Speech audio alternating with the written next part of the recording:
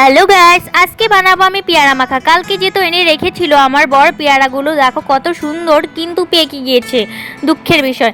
তো একটাই যেহেতু কাঁচা রয়েছে, যাই হোক এগুলো দিয়ে মাখা করে দিই। চারটে হবে আমাদের, যেহেতু এত লোকজনও নেই, 4জন লোক, তো তাই হবে। তো যেহেতু দেখো শিলনোড়ায় যেহেতু থেতু করে নেবো, এগুলো দুভাগ করে কেটে নিয়েছি। দুভাগ করে কাটার পর এগুলো শিলনোড়ায় আমি সুন্দর করে থেতু করে নেব। থেতু করার পর আমি এগুলো সবগুলো অ্যাড করব, যা যা লাগে সামগ্রী। দেখো কত সুন্দর করে শিলনোড়ায় আমি থেতু করে নিচ্ছি। একটা কথা বলো কি গাইস, কাঁচা যেটা ওটা ভালো হয়েছে, কিন্তু পেকে গিয়েছে, নেড়াপেড়া হয়ে গিয়েছে যেহেতু থেতু করার পর।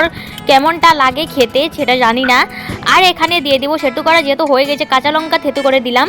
তো দুটোই দিয়েছি কাঁচা লঙ্কা, তারপরে লেবু, বেশ খানিক টাটকা টাটকা লেবু, আমি যেহেতু গাছে থেকে সবই উঠিয়ে আনলাম। তো লেবুগুলো সেটা লেবুর রসগুলো সুন্দর করে দিয়ে দিব। ভাবছিলাম লেবু দিব, কিন্তু না, দিতে হবে, তাই দিলাম না।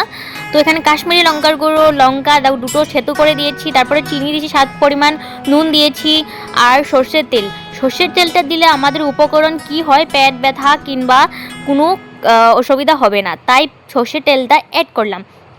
আর স্বাদ পরিমাণ চিনি। দেখো কত সুন্দর করে মাখা করে ফেলেছি, দাঁড়াও ওদেরকে খাইয়ে রিভিউ দেখাচ্ছি।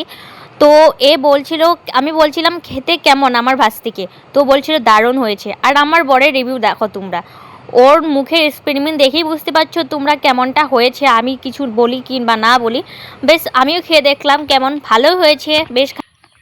তো তোমাদের কাছে কেমন লাগলো গাইস? ভালো লাগলে লাইক শেয়ার সাবস্ক্রাইব করতে ভুলো না। আমার চ্যানেলে নতুন হয়ে থাকলে বেল আইকনটা অন করে দিও। Bye bye.